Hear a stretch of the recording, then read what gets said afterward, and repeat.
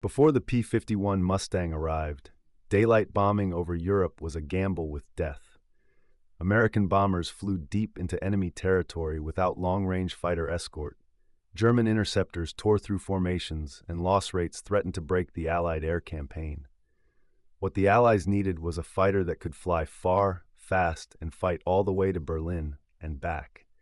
The answer came from an unlikely marriage of nations. The North American P-51 Mustang began as an American design built for Britain, powered by a modest Allison engine. Early versions flew well at low altitude, but lacked high-altitude performance. Then British engineers made a bold decision. They fitted the airframe with the Rolls-Royce Merlin engine, built in the U.S. by Packard. The result changed the air war. Suddenly, the Mustang could climb higher, fly faster, and go farther than anything in the sky.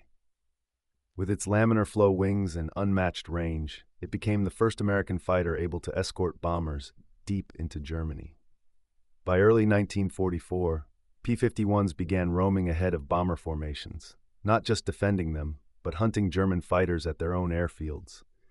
This was a revolution in air combat. The Mustang carried 6 50 caliber machine guns, enough firepower to shred fighters and ground targets alike.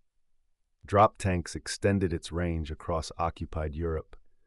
For the Luftwaffe, it was a nightmare. German pilots found that nowhere was safe, not over the target, not on the return flight, not even during takeoff. Veteran airmen were lost faster than they could be replaced. The Mustang didn't just win dogfights, it destroyed the enemy's ability to fight. As Allied air superiority solidified, the P-51 turned its guns toward the ground. It strafed trains, trucks, airfields, and armor, crippling Germany's shrinking war machine. By D-Day, Mustangs owned the skies. They covered the invasion beaches. They escorted bombers leveling factories and oil refineries. They chased the Luftwaffe into extinction. The psychological impact was enormous. Allied bomber crews finally believed they would come home. German pilots knew they were outmatched. By war's end, P-51s claimed nearly 5,000 enemy aircraft destroyed, more than any other Allied fighter in the European theater. But the Mustang's true victory was strategic. It enabled the relentless bombing campaign that shattered German production, morale, and mobility, speeding the collapse of the Third Reich. The P-51 Mustang was not just fast. It was not just lethal. It was decisive.